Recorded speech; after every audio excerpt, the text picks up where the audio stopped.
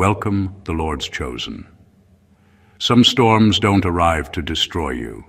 They show up to reveal exactly who should never have had access to you in the first place. That's the strange thing about humiliation rituals. They're never really designed to test your weakness. They're built to expose someone else's obsession with control. And the moment you refuse to crumble, the entire script flipped in a way nobody in the room was prepared for. One psychological study even noted that people who don't react to public embarrassment trigger more discomfort in the observers than the target, because your calm becomes a mirror, and suddenly everyone sees their own insecurity looking back at them. And that's exactly what happened here. Your humiliation wasn't just a moment. It was a malfunction in a system that relies on predictable human reactions. You didn't break down, you didn't play the role, and you definitely didn't give them the emotional episode they rehearsed. Instead, you stood there with the kind of composure that makes powerful people whisper, "Wait, who did we just try this on?" It rattled them, not because you fought back, but because you didn't need to. They expected fireworks and got a silent psychological checkmate. And let's be honest, the way you handled it had a sprinkle of dark humor. It's like someone planned an entire dramatic theater performance and you showed up without reading your lines, shrugged, and walked right off stage while they were still monologuing. Nothing terrifies orchestrators more than realizing their production has no effect on the main character. So now you have their attention. Not the casual kind, the heavy kind, the kind that comes from people watching a situation they created spin out of their control, all because you chose to stay centered instead of shattered. This is the moment everything changed, not because they humiliated you, but because you exposed what they never wanted anyone to see. You are unshaken, unmoved, and unmanageable. And that is the real reason your humiliation ritual landed in the eyes of some dangerously powerful people. Number one, they studied your breaking point and realized you don't have one. Most people have a moment where they mentally buckle under pressure. It might be a look, a comment, a situation that hits a soft spot or exposes something they'd rather hide. The whole purpose of a humiliation ritual is to find that exact moment, the crack where a person stops being composed and starts being controllable. But when they tried it on you, something unexpected happened. Nothing. You didn't snap, you didn't shut down, and you didn't melt into the reaction they anticipated. You stayed present, grounded, and fully aware, and that's when they realized the uncomfortable truth. Your breaking point isn't where ordinary people fall apart. This wasn't strength in the dramatic sense. It wasn't some heroic rise above adversity. It was something far more unsettling to the people watching. You responded like someone whose self-worth isn't tied to the situation. You didn't give them emotional access. You didn't hand over the keys to your mind. And that's a level of internal control most people can't maintain under pressure. It made them step back and study you differently, not as someone going through something, but as someone they seriously underestimated. What frightened them most was that you didn't need to fight back to prove you were unaffected. Your calm wasn't fake. It wasn't forced. It was the kind of calm that comes from a person who's already faced things far heavier than whatever petty performance they orchestrated. They didn't break you because they couldn't reach the part of you they wanted to get their hands on. That's when they realized you weren't participating in their ritual. You were observing it. Your reaction exposed their weakness instead of yours. They planned to test you, but ended up revealing themselves. And in that moment, they saw something they rarely encounter, a person who isn't ruled by panic, shame, or public opinion. They saw someone who doesn't collapse under pressure, because pressure is something you've already made peace with. And once they saw that, they understood the truth they didn't want to admit. You're not someone they can break, because you've outgrown the very tools they use to control people. Number 2, you exposed what happens when shame has nowhere to land. Humiliation rituals are designed to stick.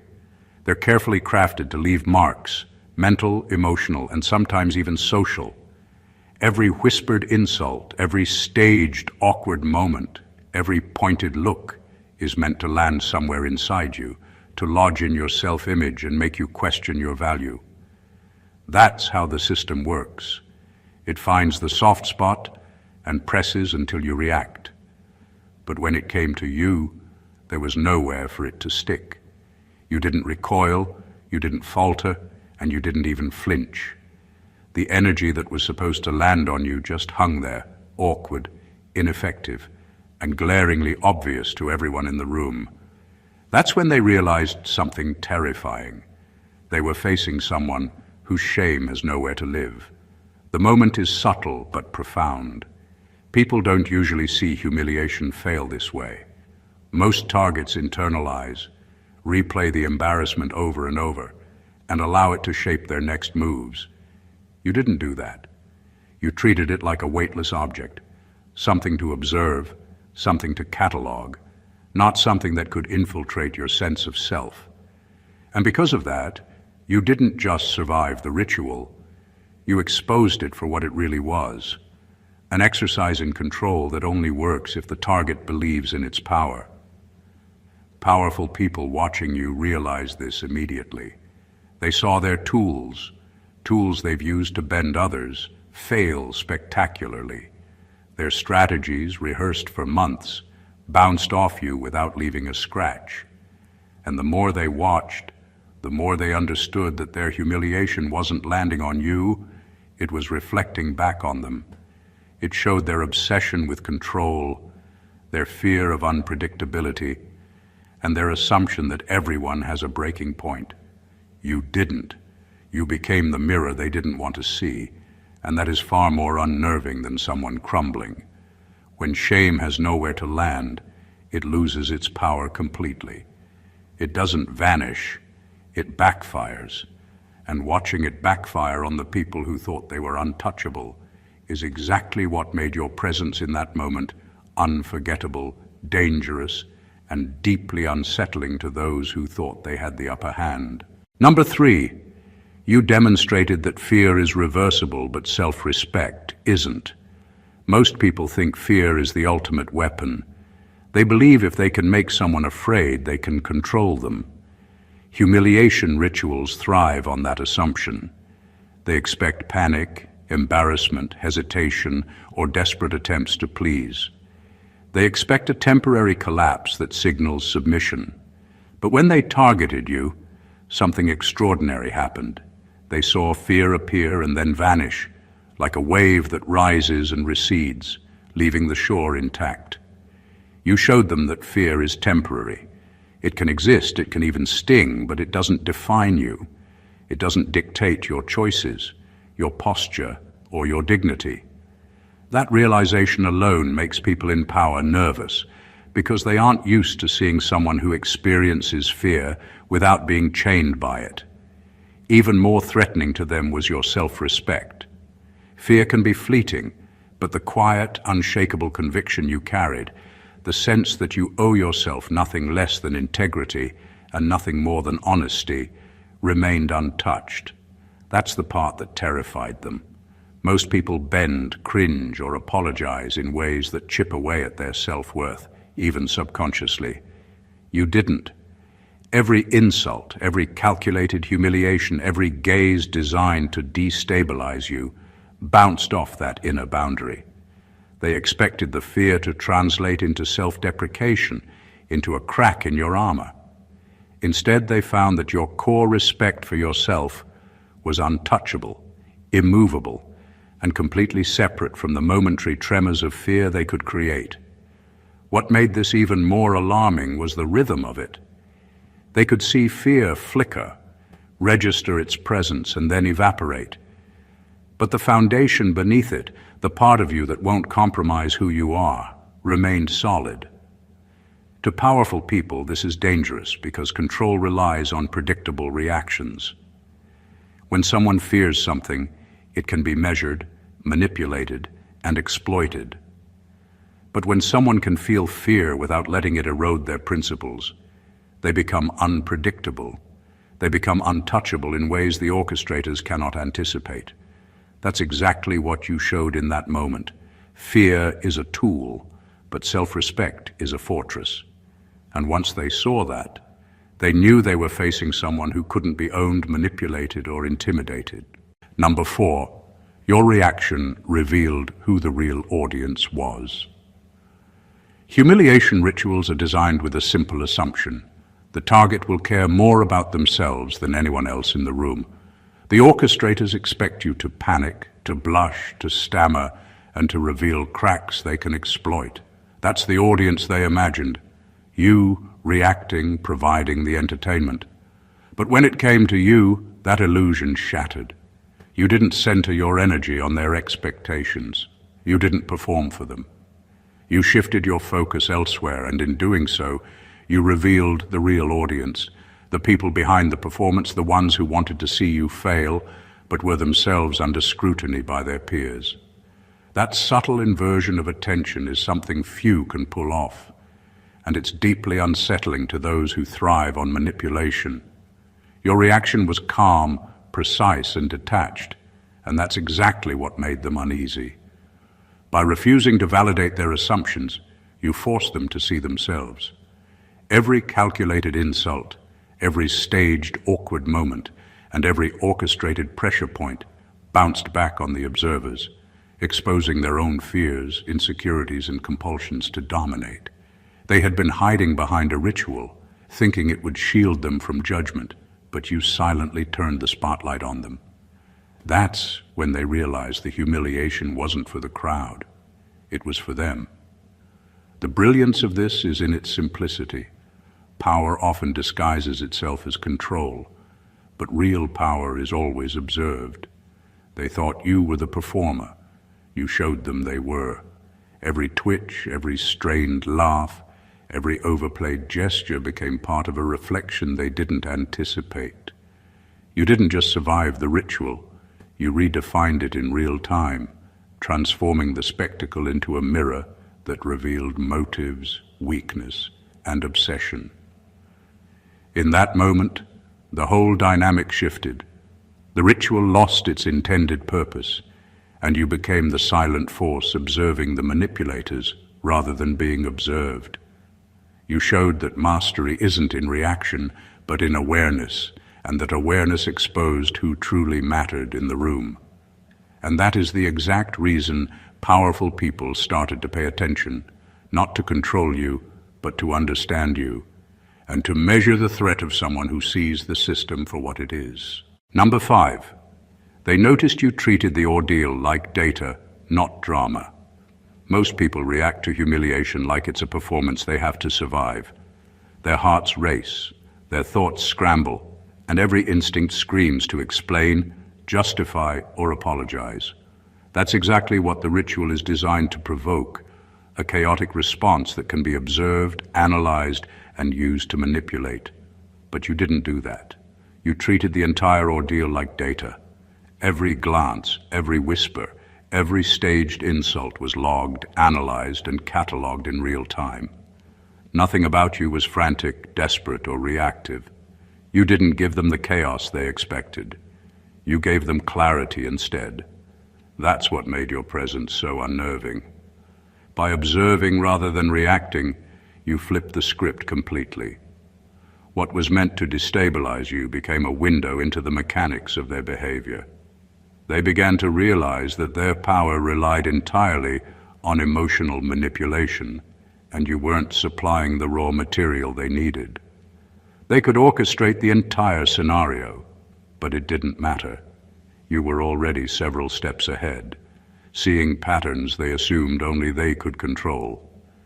Every subtle tactic, every attempt to provoke shame, every carefully calculated gesture became a piece of information to you, not a weapon against you. That kind of detachment is rare, and it's exactly why it triggered a level of fear in observers that humiliation itself could never reach. The brilliance in your approach lies in the contrast. While everyone else in the room expected drama, spectacle, and emotional breakdown, you provided none of it. You were not performing, you were analyzing, and that made the manipulators uncomfortable in ways words cannot capture. They realized they were no longer the architects. They were being studied, measured, and understood. When humiliation becomes data instead of a crisis, the power dynamic collapses. You aren't just surviving the situation, you are gaining insight from it, building a mental map of every motive, flaw, and insecurity in the room. And that is why they began to notice you, not as someone to control, but as someone impossible to predict, impossible to manipulate, and quietly dangerous in the most subtle, undeniable way. Number 6, your silence didn't confuse them. Your clarity did. Silence in a humiliation ritual is usually a weapon wielded by the orchestrators, a vacuum meant to make the target feel exposed, awkward, and desperate to fill the space. Most people panic when confronted with that emptiness. They speak too fast, apologize too much, or react with nervous laughter, and the manipulators feed on that. But your silence was not the confusion they expected. It wasn't hesitation or weakness. It was clarity, calm, deliberate, and almost surgical in its precision. And that is what unnerved them far more than any reaction ever could. They watched, expecting to see someone scrambling to justify themselves, and instead, they saw someone fully present, absorbing the moment, observing the room, and processing it with a quiet intelligence that refused to be hurried or manipulated.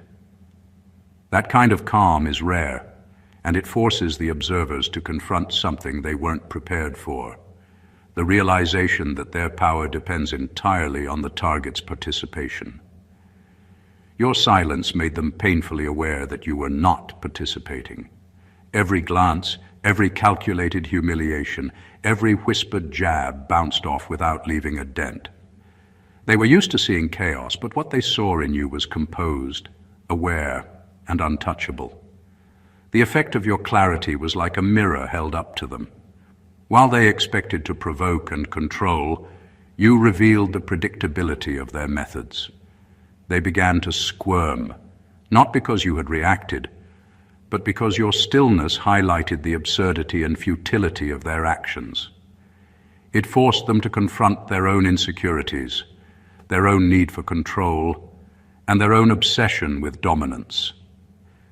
Clarity in the face of manipulation is disarming.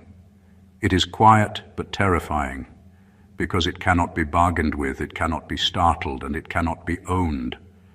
Your silence was not a void. It was a signal that the target they thought they were controlling had no cracks to exploit, no panic to harvest, and no vulnerability to feed upon. That is why, in that moment, your clarity became more powerful than any reaction, leaving them unsettled, exposed, and painfully aware that they had underestimated exactly who they were dealing with. Number 7, you refused the role.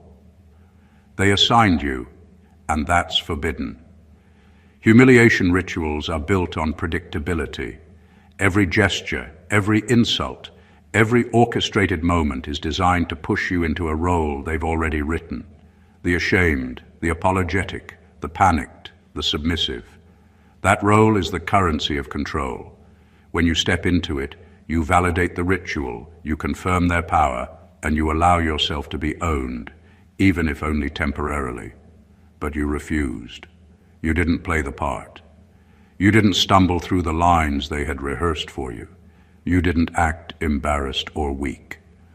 That refusal is what makes their power structures shiver, because it's a rebellion they didn't anticipate. It's forbidden because it exposes the entire system as a construct, not a law. When they realized you weren't complying, there was a subtle panic in the room. The ritual relies on the target's submission, and submission didn't arrive. They expected you to be the main character in their narrative, but instead you became an observer, an analyst, someone whose presence reframed the entire performance. Every insult they threw, every awkwardly staged moment, bounced back, highlighting their desperation rather than your weakness. You were no longer participating. You were controlling the perception of the moment without even moving.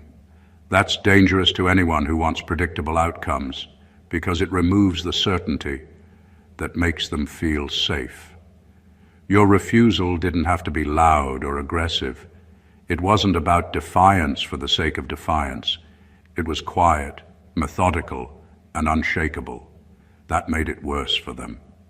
The people orchestrating the ritual rely on control, but you showed them control is only as strong as the compliance it receives. No compliance, no control. They were forced to see that their powerful act only worked if you agreed to play their part, and you didn't. By refusing the role, you exposed the ritual itself as a fiction. You revealed their insecurities, their obsession with dominance, and their reliance on predictable human behavior. That is what makes your response not just impressive, but profoundly unsettling. You didn't just survive the humiliation, you invalidated it entirely, showing that real authority doesn't come from forcing someone into a role, it comes from refusing to be cast at all. Number 8, you didn't seek revenge, you went after understanding. Most people react to humiliation with an immediate urge to strike back, to make the instigator feel the same discomfort, to reclaim some sense of control through retaliation. That's the default response, and it's predictable. It's messy, emotional, and exactly what the orchestrators expect. But you didn't react that way. You didn't lash out or plot revenge. Instead, you approached the situation with curiosity, observation, and understanding. You analyzed why the ritual existed, why it was aimed at you, and what it revealed about the people behind it. That approach isn't just rare, it's unsettling. People who rely on manipulation expect predictable responses, but your calm, strategic focus threw them entirely off balance. By seeking understanding instead of revenge, you elevated yourself above the chaos.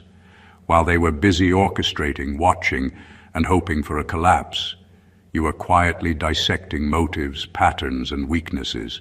Every insult, every awkward setup, every calculated jab became data.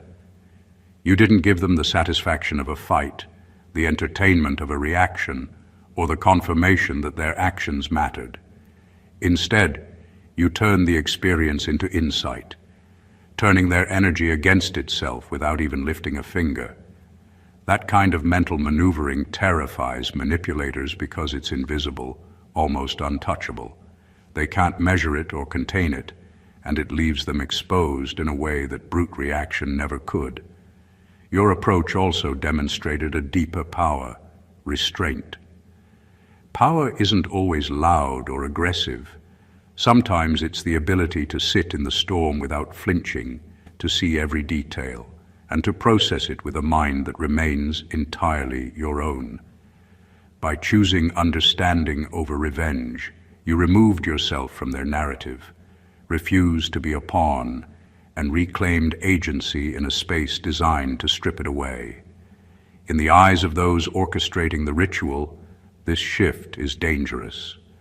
They can manipulate anger, shame, or fear, but insight, observation, and detachment are untouchable. You became the kind of person whose mind cannot be cornered, whose reactions cannot be predicted, and whose power grows silently as others flail in desperation. By choosing understanding, you didn't just survive. You became the quiet architect of control in a room built for chaos. Number 9, they saw you turn disgrace into leverage. Humiliation is meant to strip someone of value, to make them feel small, weak, and exposed. It's supposed to leave marks on reputation, ego, and confidence. Most people absorb that energy, letting it erode their presence and decision-making. But you didn't. You didn't just withstand the disgrace. You transformed it into leverage. Every insult, every staged awkwardness, every attempt to shame you became a tool for observation and insight. Instead of crumbling, you gathered information.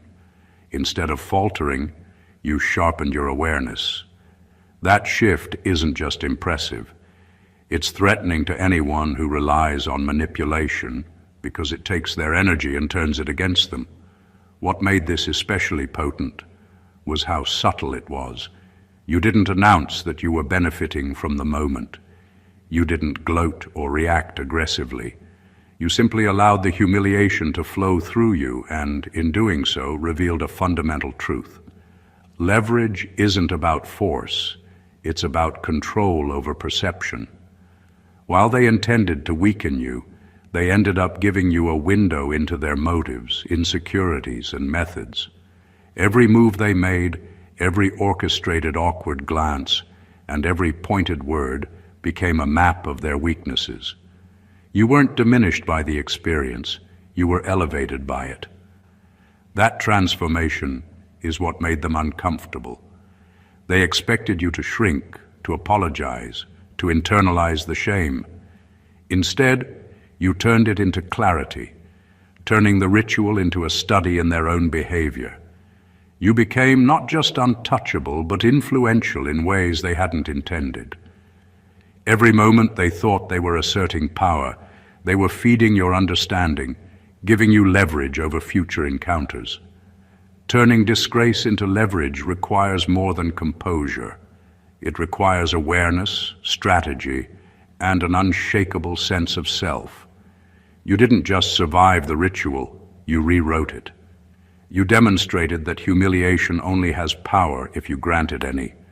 By refusing to be diminished and instead converting the entire experience into insight and strength, you became the kind of person who thrives in chaos, leaving those who tried to control you scrambling to comprehend how their weapon became your advantage. Number 10, you made their ritual look amateur. Humiliation rituals are meticulously planned performances. Every gesture, every word, every staged reaction is designed to create the illusion of control, to make the target appear small and powerless. The organizers practice it like a script, expecting precise responses. But when it came to you, all of that planning unraveled in real time. What they thought would be a sophisticated exercise in dominance ended up looking sloppy, desperate, and almost laughable.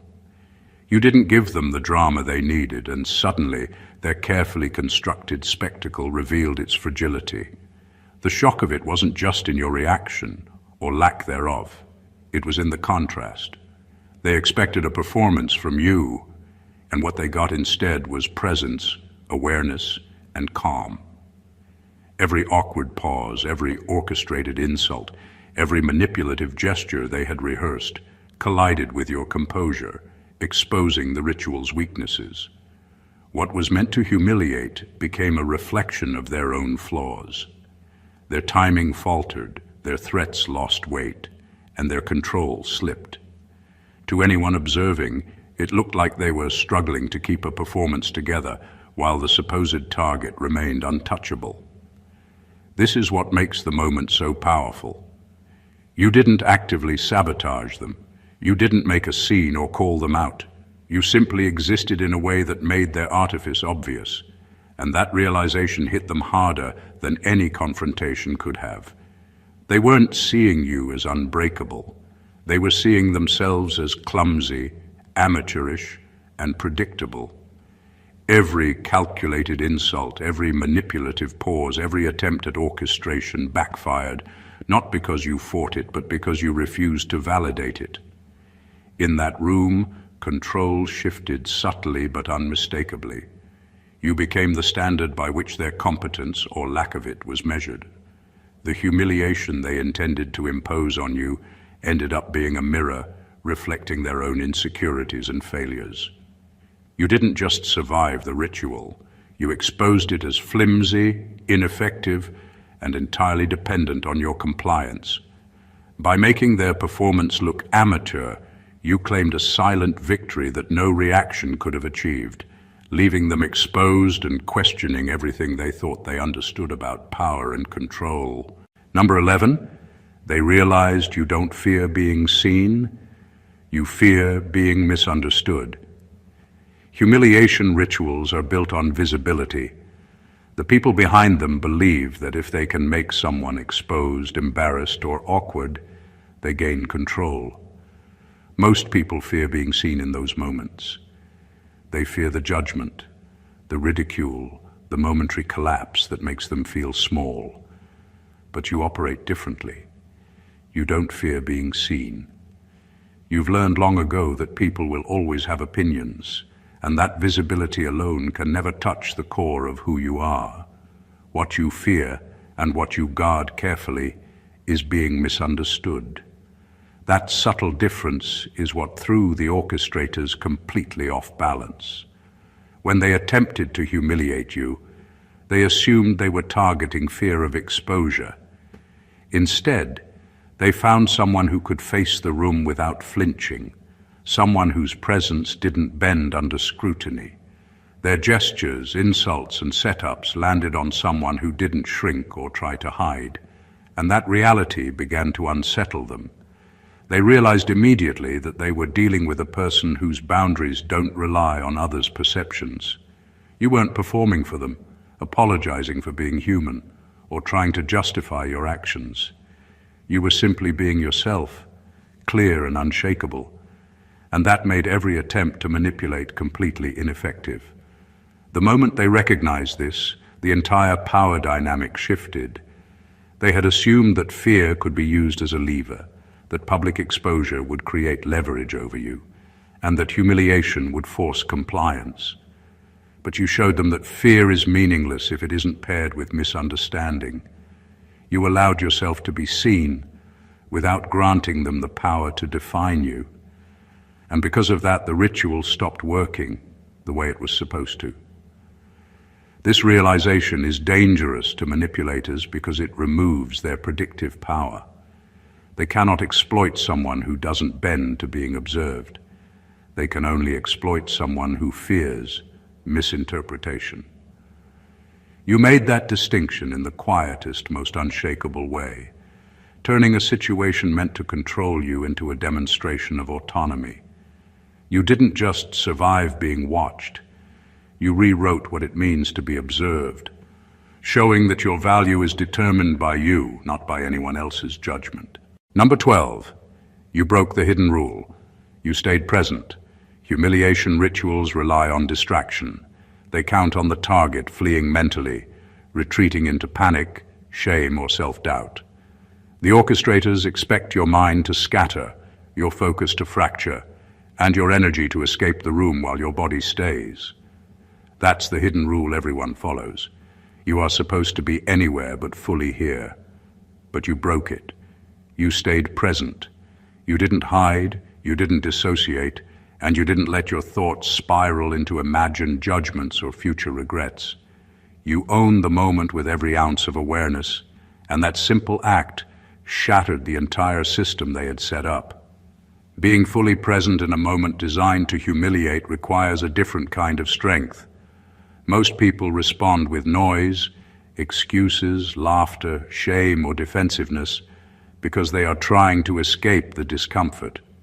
You responded with clarity, with attention, and with a refusal to give them the leverage they expected. Every staged insult, every awkward gesture, every attempt to provoke anxiety landed on someone whose mind wasn't elsewhere. That's unsettling to people who rely on manipulation because it removes the only variable they think they control, the target's focus. They had assumed they could push, prod, and pressure you into submission, but you didn't leave the room mentally. You were not just enduring, you were absorbing, processing, and understanding. Staying present transformed the ritual into something completely different. You weren't just surviving, you were learning, cataloging, and quietly turning the experience into insight. Every flaw in their approach, every overplayed gesture, every tiny crack in their control became visible to you, not because you sought it, but because you refused to be mentally absent. They realized too late that their attempts to dominate had handed you power instead, and their own failures were now glaringly obvious. Presence in the midst of chaos is a kind of quiet, terrifying mastery. You didn't need to react, to argue, or to defend yourself. You simply stayed in the moment, fully aware, fully unshaken, and fully in control. And that is why the people orchestrating the ritual saw you not as a participant, but as someone whose mind they could never corner or predict. Number 13. They saw that you're the type who learns faster under attack. Most people falter under pressure. When humiliation hits, it scrambles the mind, frays nerves, and slows thinking. That's why rituals like this exist. They assume stress will equal submission, that discomfort will cloud judgment and create predictable reactions. But you proved something entirely different. Under the exact conditions meant to destabilize you, you became sharper. Every insult, every awkward pause, every calculated attempt at embarrassment didn't weaken you. It educated you. You absorbed information faster than anyone could anticipate, mapping motives, spotting insecurities, and understanding the mechanics of control as they tried to impose it. That's not just resilience. That's the kind of awareness that makes manipulators deeply uneasy. They watched, expecting hesitation and vulnerability, but instead they saw mental agility. Your mind wasn't spiraling. It was observing, analyzing, and cataloging every detail. Every attack became a lesson. Every attempt to destabilize became a blueprint for insight. You weren't reacting emotionally. You were learning strategically, turning pressure into clarity. And that's the exact moment they realized they were dealing with someone unpredictable. Most targets under attack respond with fear or shame. You responded with observation and growth, and that unpredictability is a threat to anyone who thrives on control. What made it even more unnerving was the quiet efficiency of your process. You didn't need to show off your awareness. You didn't need to lecture or point out their flaws. You simply absorbed everything, and your calm, composed presence highlighted their failures without a word. They began to understand that while they were performing, you were learning, and learning faster than they were even aware. Being able to learn under attack is dangerous, because it transforms moments of weakness into opportunities for advantage. You turned their ritual into your classroom, their attempts to harm into your insight, and their energy into knowledge. And that is why they started to pay attention, not just to what you were doing, but to what you were quietly building. A mind that grows stronger under pressure, a presence that can't be anticipated, and a person who cannot be controlled. Number 14. They finally understood. You're not afraid of losing what they can take. Humiliation rituals are designed to exploit fear, the fear of losing reputation, comfort, approval, or social standing. They thrive on the assumption that these losses are unbearable, that they are the levers through which someone can be controlled. Most people collapse because they tie their value to what others can influence or take away. But you operate differently. You made it clear that the things they could threaten were meaningless to you. They couldn't intimidate you with shame, manipulate you with embarrassment, or corner you with social pressure, because your worth doesn't depend on what anyone can take. That realization is what made them truly uneasy, and it's also what makes you untouchable in ways most people can't even comprehend.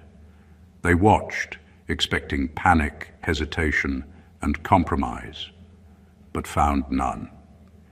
Every carefully constructed insult, every staged situation, and every attempt to unsettle you landed on someone who had nothing to lose in the way they imagined. That lack of fear isn't arrogance, it's clarity. You know where your value lies, and it isn't in the hands of others. By refusing to bow to their expectations, you exposed a frightening truth. Their power is entirely dependent on your willingness to care about it, and you simply didn't. What made this even more unsettling to them is the ripple effect. People who rely on control expect compliance because fear is assumed to be universal. When they realized that their influence had no effect on you, They were forced to confront the uncomfortable truth that they were powerless in the presence of someone who refuses to be manipulated by threats. Every move they made, every attempt to provoke, every look of judgment fell flat. You didn't just withstand the situation.